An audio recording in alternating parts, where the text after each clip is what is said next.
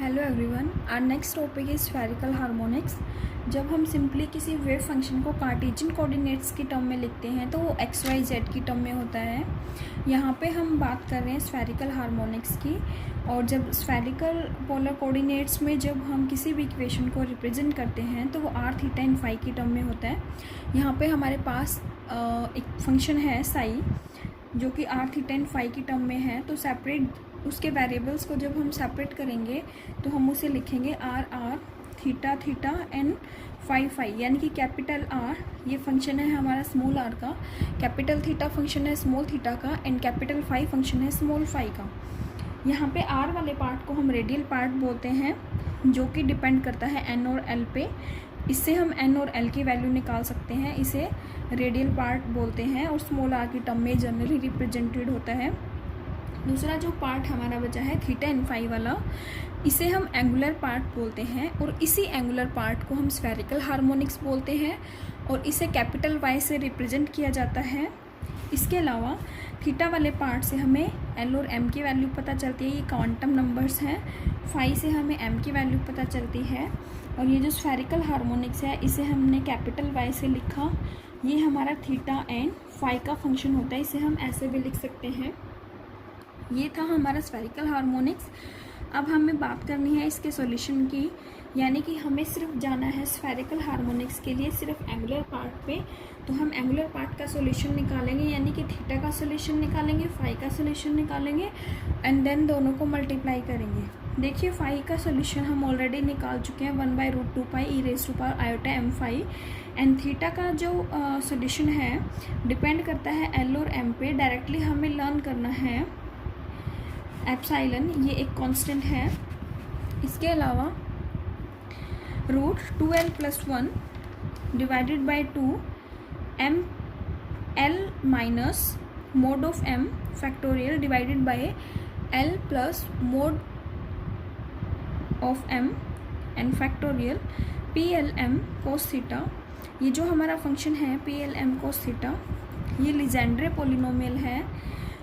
Already हम इसे discuss कर चुके हैं। ये थीटा के टर्म में होता है, सोल्व करने के लिए हम इसे एक्स के टर्म में लिख लेते हैं और फिर कन्वर्ट कर लेते हैं वापस से थीटा वाली फॉर्म में। अब हम क्या करेंगे, इन दोनों टर्म्स का यानी कि थीटा एंड फाई वाली टर्म का सॉल्यूशन निकालेंगे और सॉल्यूशन निकालने के बाद वापस से हम सब्स्टिट्यूट करेंगे फंक्शन में और वो हमारा सॉल्यूशन आ जाएगा स्फेरिकल हार्मोनिक्स का।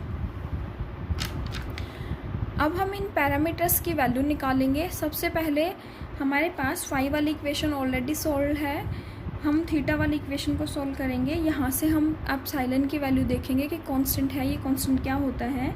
इस कांस्टेंट की वैल्यू 1 रहती है अगर हमारा मैग्नेटिक क्वांटम नंबर <= 0 होगा और इसकी वैल्यू -1⁻m होगी अगर हमारे मैग्नेटिक क्वांटम नंबर की वैल्यू <0 होगी।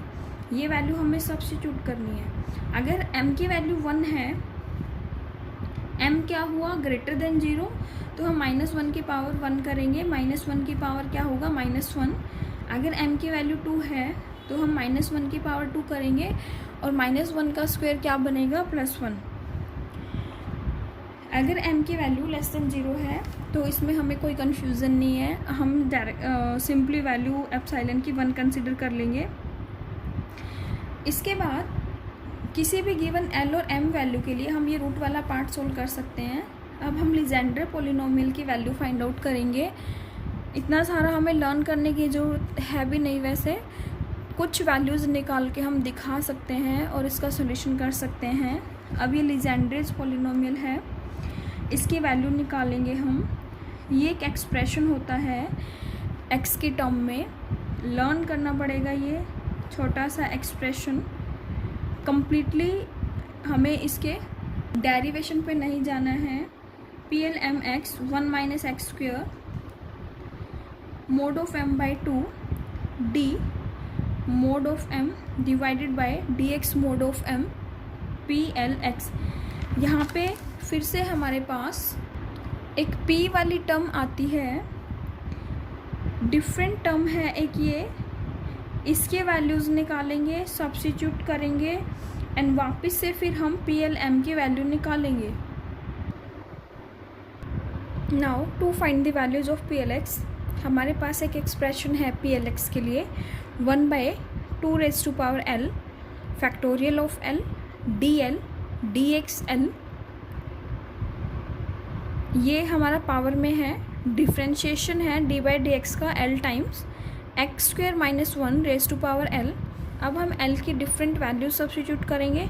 जब हम L की वैल्यू, एक वैल्यू देख लीजिए, जब हम L की वैल्यू 0 सब्स्टिट्यूट करेंगे तो हम P से P0x लिख सकते हैं 1/2⁻0, ये बनेगा 1।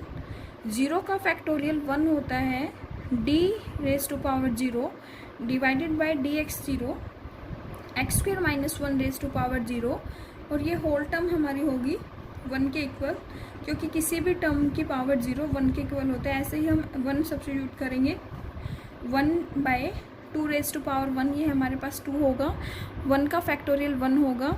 इसके अलावा d/dx का इसका एक बार डिफ्रेंशिएशन हमें करना है, x² का डिफ्रेंशिएशन करेंगे तो हमारे पास बनेगा 2x, और 1 का करेंगे तो 0। फाइनली ये वैल्यू हमारे पास आएगी 1/2 × 2x, 2 से 2 कैंसिल होगा और x आ जाएगी। ऐसे ही हम 2 के लिए निकाल सकते हैं। अब हम PLX की वैल्यू सब्स्टिट्यूट करेंगे लीजेंड्रे पोलिनोमियल में, और वापस से हम L और M की वैल्यूज़, डिफरेंट वैल्यूज़ के लिए लीजेंड्रे पोलिनोमियल का सॉल्यूशन निकाल लेंगे। अब लीजेंड्रेस पोलिनोमियल वाली जो इक्वेशन थी, वहाँ पे हम L = 0 एंड M = 0 सब्स्टिट्यूट करेंगे। देखिए, जब हम L की वैल्यू इस अबाउट डिफरेंट फंक्शन में 2 सब्स्टिट्यूट करेंगे तो हमारे पास आ जाएगा 3x² - 1/2। अब हम ये सारी वैल्यूज़ लीजेंड्रे पोलिनोमियल में यूज कर सकते हैं। वापस से लीजेंड्रे पोलिनोमियल वाले इक्वेशन में जाएंगे। देखिए क्या था, 1 - x² mod of m/2 d⁻ mod of m/dx⁻m PLX। यहाँ से हमने PLX की वैल्यू निकाली है। अब हम लीजेंड्रे पोलिनोमियल की वैल्यू निकालेंगे। अब हम इसे करेंगे L की वैल्यू 0 एंड M की वैल्यू 0 के लिए सब्स्टिट्यूट करेंगे। PLM होता है, दोनों 0 0 लिख सकते हैं, इसे हम P0 0 भी लिख सकते हैं। फर्स्ट वाली वैल्यू L के लिए होती है, सेकंड वाली M के लिए होती है। दोनों फॉर्म्स में हम इसे लिख सकते हैं। जब हमने M की वैल्यू 0 सब्स्टिट्यूट की, 1 - x², ये वैल्यू थी 0, डिफ्रेंशिएशन करेंगे विद 0 पावर।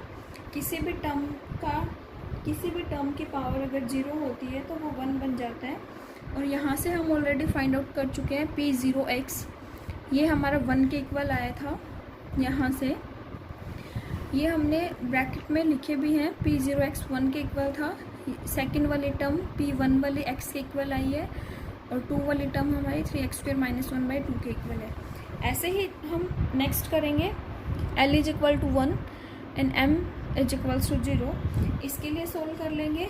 1 - x², हम M की वैल्यू 0 सब्स्टिट्यूट करेंगे, किसी भी टर्म की पावर 0, ये 1 के इक्वल आएगा, फिर से ये 1 के इक्वल आएगा। और P1x जो था ऑलरेडी फाइंड कर चुके हैं, x था। x का डिफ्रेंशिएशन अब होगा ही नहीं, क्योंकि ये टर्म हमारी बन जाएगी 1, तो सिंपली इसके लिए रहेगा हमारे पास x।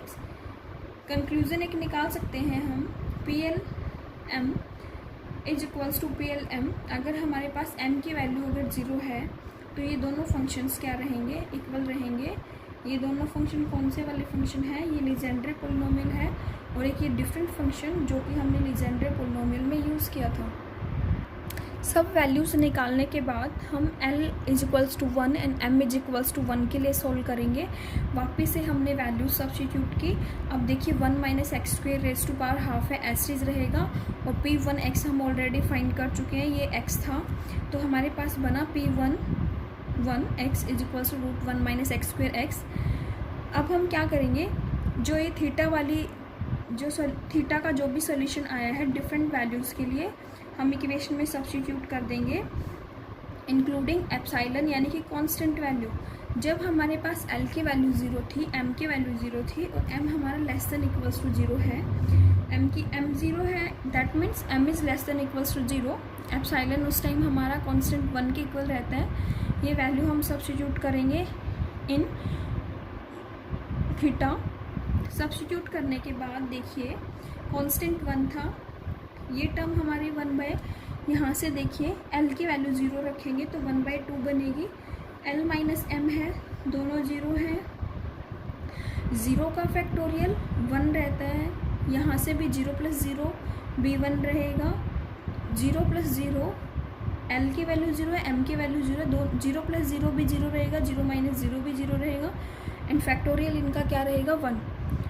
इसके अलावा P0 0 x की वैल्यू हम 1 निकाल चुके हैं। ओवरऑल ये वैल्यू हमारे पास आई 1 √1/2 एंड 1, दैट मीन्स √1/2।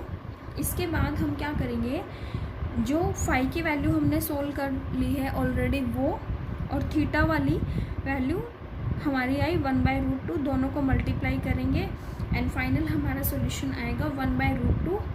और इस इक्वेशन का सॉल्यूशन था हमारे पास 1/2√π, दोनों को मल्टीप्लाई कर देंगे, फाइनल बनेगा 1/2। √2 से √2, रूट से रूट कैंसिल होगा, 2 बाहर आ जाएगा, √π आएगा। ये हमारी स्फेरिकल हार्मोनिक्स की वैल्यू है, इसे हम स्फेरिकल हार्मोनिक्स के लिए सॉल्यूशन बोल सकते हैं। इसके लिए इतना ही करना है। Thank you.